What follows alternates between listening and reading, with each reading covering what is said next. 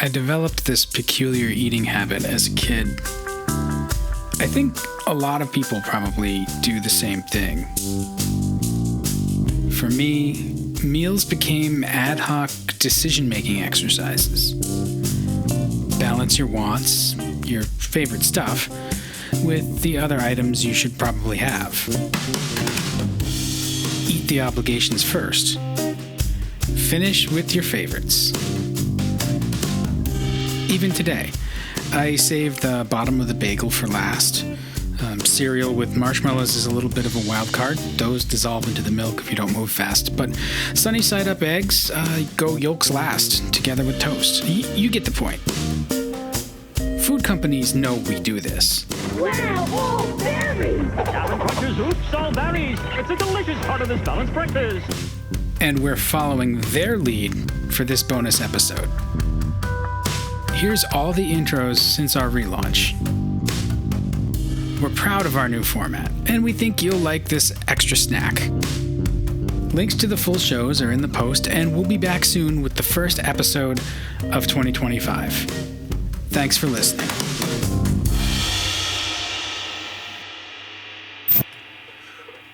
Ooh. Hi. It's been a while. Sorry about that. Haven't recorded a Hooniverse podcast in a while, but that's going to change soon. The Hooniverse podcast is coming back in a slightly different way. I'm going to pop in from time to time when I can, but it has a new format. Two hosts. Dan Roth, formerly of Autoblog, and he's worked on the OEM side of the industry as well, and our own Ross Ballard, who misses doing his Off the Road Again podcast, are joining forces to revive the Hooniverse podcast with my full blessing, because somebody should do it. The idea here, though, is that they're going to be a bit more controlled in terms of delivering a story and a format per episode than when I did it, which makes it a whole lot more interesting than me rambling and Ron rambling and back when Chris would ramble back in those days, and even Blake back in the day too, even though those are some good ones back in the day. There's going to be a theme or a throughput for each episode, and they're going to kick you off with a little bit of a story and then just go into a more traditional podcast style. But at least there's a direction for each of these, and I think that could lead to a much more interesting and better podcast experience. So allow me to introduce the revived Hooniverse Podcast, and I will pop in from time to time on these episodes. But for now, on this very first episode, take it away, Dan and Ross.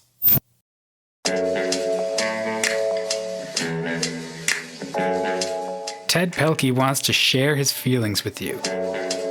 Anytime, day or night, just spin past his place slightly northeast of Burlington, Vermont to see what's on his mind. We met the rules, but they don't like it.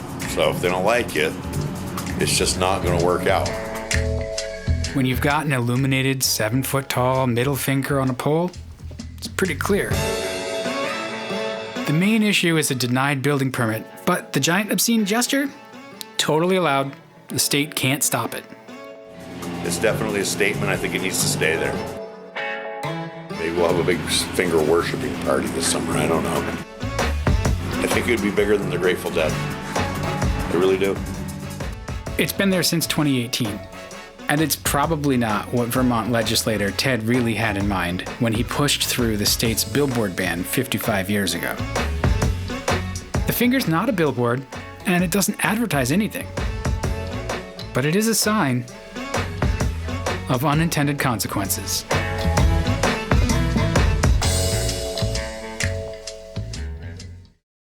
Imagine you're a rich guy.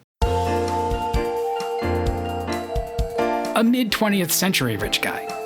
It's 1952, you just sold your company, so what do? You buy Savage Island, a small chunk of land on Lake Champlain. To be fair, it's just $5,500, about $65,000 today, without electricity, running water, sewage, or sanitation. Definitely no bridge to the mainland. No big deal though, just build an airstrip for your plane and a dock for your boat. So you're a rich guy who flies his kids to school, and then you drive to your job. Oh, yeah. You're elected to the state legislature in 1965. This was a real guy. His name was Ted Really, and he must have been struck by the beauty of the landscape from a few hundred feet in the air and along the byways. And billboards must have worked his last nerve. Have you visited Vermont much? It's the New England state I've been to the least, but my impression is that the landscape is about the same as it was a century ago. In between then and now, though, there was a fight over visual pollution that ended in this billboard ban. It's still on the books. The basic idea was that one of the state's main commodities is beauty, and it was getting obscured by visual pollution, stuff you'd see in any state. One famous writer mused, "Behind the signboard lies Vermont." And this fight had been going on since the 1930s. And in 1968, Ted championed the ban. All that communing with nature must have left an impression on him. But because legislating is sausage making, they left a loophole big enough to flip a 700-pound pine bird through. It's not the only weird sculpture you'll see in the state, thanks to a provision for works of public art. It's probably not what Ted really intended, but I think he might respect the chutzpah. The law of unintended consequences is an unwritten, fundamental part of every government there has ever been or ever will be. Here's some more things that aren't going quite as planned.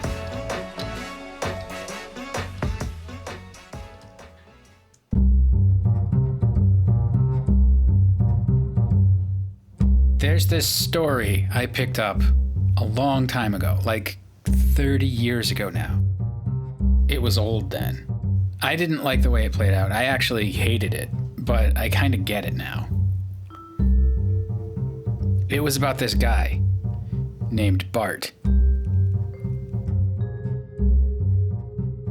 Bart preferred not to. He started a new job pretty strong. He looked hungry, that's why they hired him, and he was living up to that impression. But somewhere along the line, he must have reevaluated his relationship with the grind. And that's what killed him, basically. I don't know why he did it. I guess maybe Bart didn't want to feel like it was all for nothing. But it's hard to say, really. His boss would find him with a 1,000-yard stare and a stack of work. At least if you did your job, it'd be accomplishing something instead of nothing, he'd tell Bart, who would just reply, "I prefer not to." It's a pretty good line. Polite, erudite.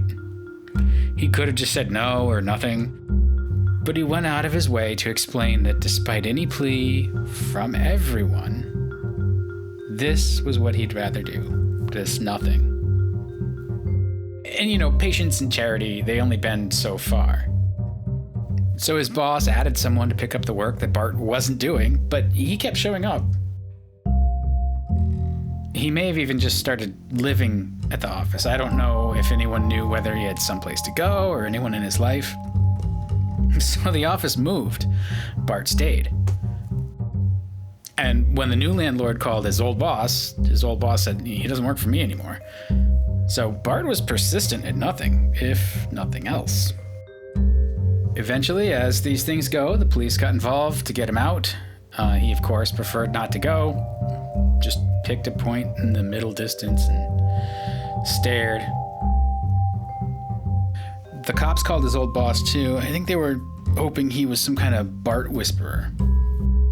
The guy was kind and patient anyway, so he vouched that Bart was going through something, and he asked that they at least try to keep him comfortable. They even bent the rules a little bit so he could get some extra food delivered.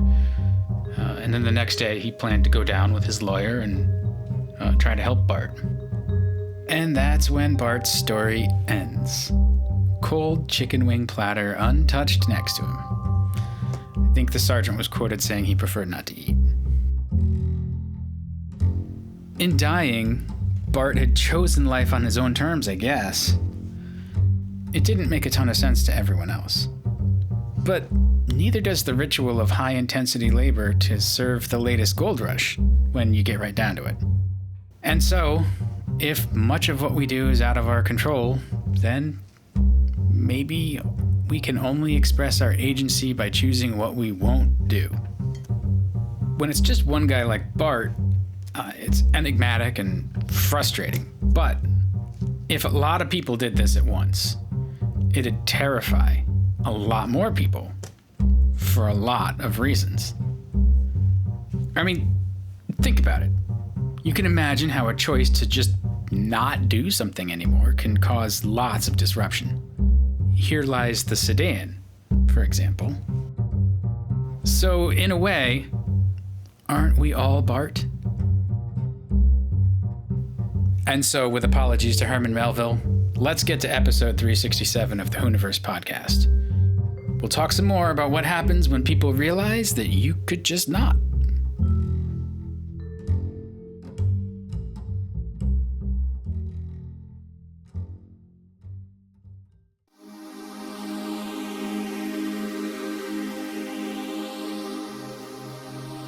Gravity bends light. April 23rd, 1985. The press conference has curdled and put Coca-Cola CEO Roberto Goizueta on his back foot instead of kicking ass. I'm going to get right to the point. He threw his weight into turning the outcome to his will. The best soft drink, Coca-Cola, is now going to be even better. Simply stated, we have a new formula for Coke. Goizueta described this as one of the easiest decisions we've ever made. And when pressed during a media scrum that Pepsi had stocked with hostile questions, his answer was, "I didn't assume that this is a success. This is a success." He said it in a tone as prickly as a million carbonated bubbles. It wasn't a success. And yet, it would prove to be. All across America, people are taking the Pepsi Challenge. Fact is, in tests like these, nationwide, more people prefer the taste of Pepsi over Coca-Cola. Pepsi had been gaining on Coke for years. There was panic in Atlanta.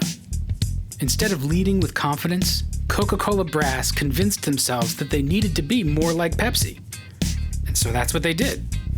Coke reformulated its flavor, tested it to overwhelmingly positive results, which should have been a red flag about the research, and released it with great fanfare to the public. I've never been as confident about a decision as I am about the one we're announcing today. The public disagreed. What do you think about Coke changing its formula? I don't like it. I don't like it at all. Since 1947 here. What do you think about this new... I don't like it. Why not? It's too sweet. I like the old Coke better. Well, what we want is to get the old taste of Coke back. That's un-American because we fought wars to have a choice, to have freedom. But Coke was telling them it was new and better, after all. So that must be so. Well, it was new anyway. The simple fact is that all of the time and money and skill poured into consumer research on the new Coca-Cola could not measure or reveal the depth and abiding emotional attachment to original Coca-Cola felt by so many people. They ignored warning signs in the research because the strategy had been the starting point. And people were bewildered and threatened by the change. Here's one. Dear sir, you have fouled up by changing the only perfect thing in the world. Before the courts fouled up by breaking the phone company, there were two perfect things. And now that you've changed Coke, there are none. The gravity of people's anger, fueled by zero-sum media coverage that amplified the controversy about sugar water, had cast darkness over the Coca-Cola Company. This is a story of big business, enormous advertising, and a company that found out the hard way, if it ain't broke, don't fix it. The old Coke is coming back. Coca-Cola and its agency Burson Marsteller wagged the dog. After 80 days, the old Coke was back as Coca-Cola Classic. We're really sorry for any discontent, that we may have caused for almost 3 months. And Coca-Cola Classic is truly a celebration of their loyalty and a vindication of their cause. And the subtext from Coke to the public was, "Thank you. Please buy a lot of the thing you missed so much. Prove your devotion." Today, a hand-delivered statement at Coke's Atlanta headquarters exclaimed, "Everybody wins," and they were right. At closing, the company's stock was up more than 2 points on Wall Street. There were suspicions that the whole thing was a stunt from the beginning. Some cynics say that we planned the whole thing. The truth is, we're not that dumb, and we're not that smart. But gravity bends light, you see. Novelty and improvement are strange bedfellows. Most of the time you get one or the other, and improvement might just mean a bump in short-term revenue or a stock price increase. A new and better experience for you? Those are the rare ones. It's episode 368 of the Hooniverse Podcast. Here's some new things we've seen lately. You decide what kind of an improvement they are.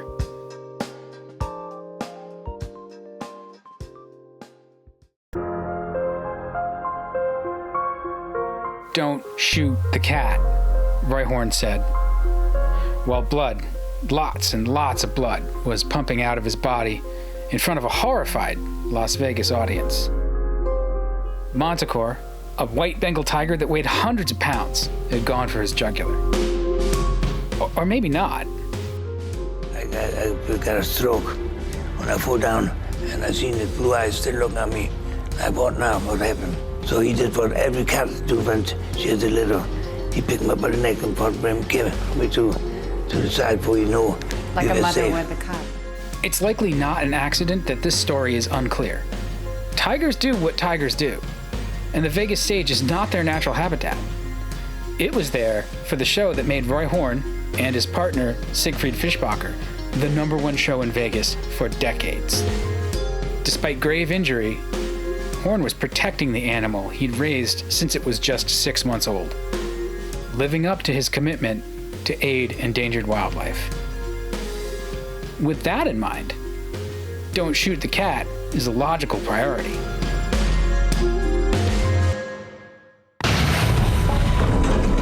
Siegfried and Roy had been the single most successful entertainment attraction in Las Vegas history by orders of magnitude.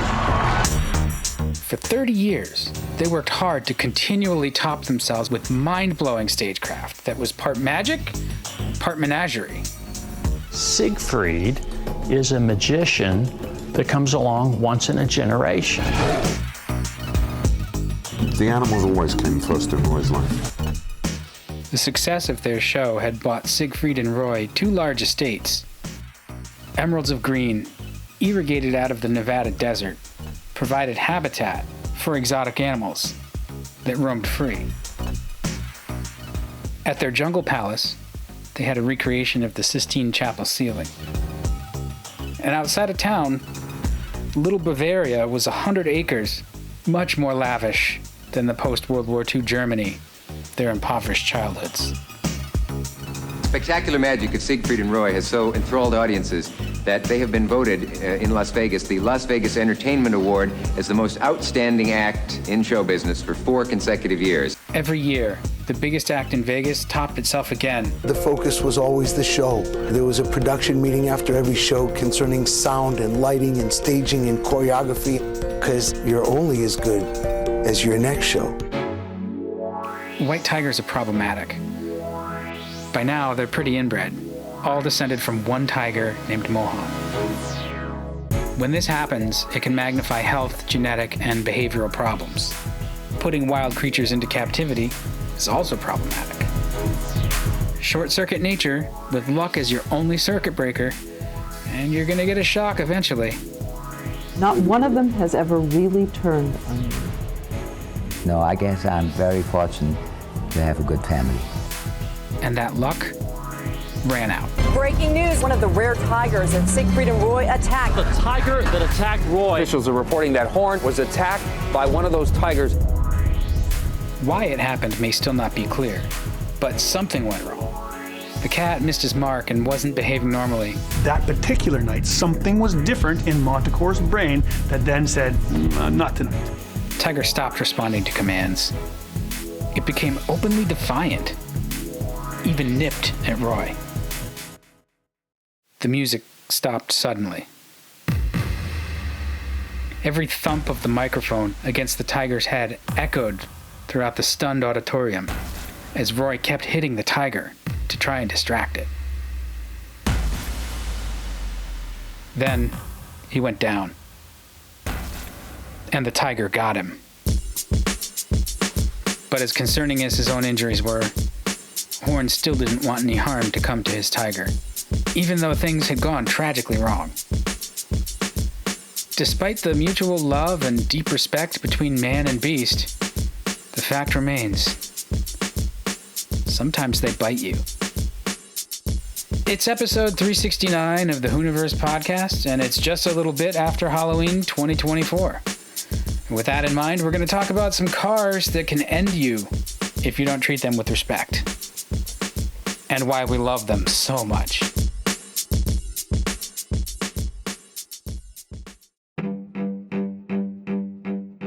Nobody in Boston had heard from Halifax for much too long. Something was wrong up there, and it was bad. December 1917 hadn't been quiet. War was on in Europe. A coup in Russia was just a month old. Finland had declared their independence, and the British were adventuring in the Middle East, which was going to lead to the fall of the Ottoman Empire. So the silence out of Nova Scotia was deafening. Maybe the World War had just come to North America. It wasn't quiet on the ground in the province. Not at all.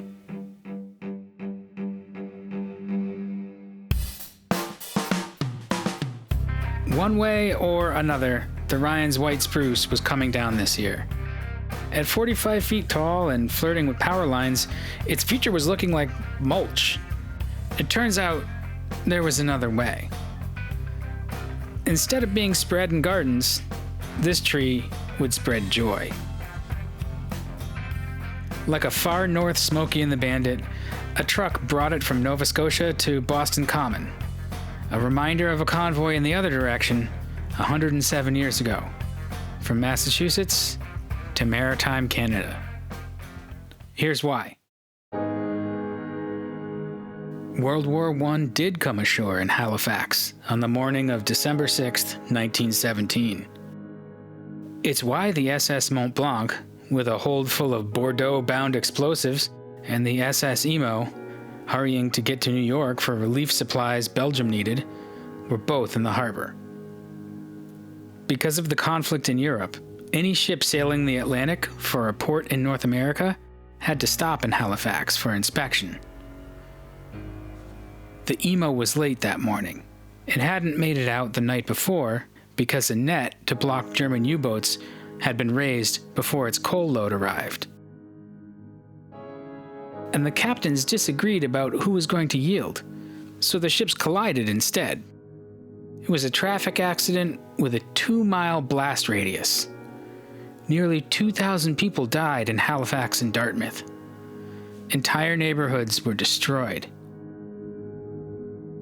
You see, the crash caused a spill of benzene on the Mont Blanc, and the sparks caused when the two ships pulled apart lit it on fire. That was 8:45 a.m. Crowds gathered on shore and in other boats to watch, and the freaked out Mont Blanc crew abandoned ship and tried to warn everybody about the explosion that was about to happen. At 9:04 and 35 seconds, the largest non-nuclear man-made explosion that has thus far been recorded blew the Mont Blanc to smithereens. The concussion broke windows everywhere, slicing onlookers' eyes. Lamps and stoves fell over, touching off too many fires, even if the brigades could have gotten to them. It caused a tsunami that smashed a shore as tall as 60 feet above the high tide in some places. Roads were impassable, railways were twisted, people resorted to digging with their hands to get to trapped victims. And that night, a blizzard buried the city in 2 feet of snow. By that time, telegraph reports had reached Boston, so the governor and mayor packed a train with supplies and people, sending it north at 10 p.m. It was the first of many to provide relief to exhausted Canadian rescuers. And maybe it's the nostalgia built into the year-end holiday season, but the cross-border aid hasn't been forgotten. Every year, the province sends its own convoy south, with a Christmas tree for the Commonwealth.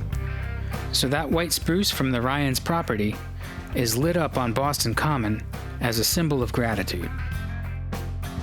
Given that this is publishing on the anniversary of the explosion, it seemed like this old story was worth telling once again, like all the other stories that get spun and respun this time of year. And since we just marked the Thanksgiving holiday here in the States, me and Ross took a moment to express our own gratefulness as we kick off this season of being appreciative and hopeful. It's episode 370 of the Hooniverse Podcast. Thanks for being here.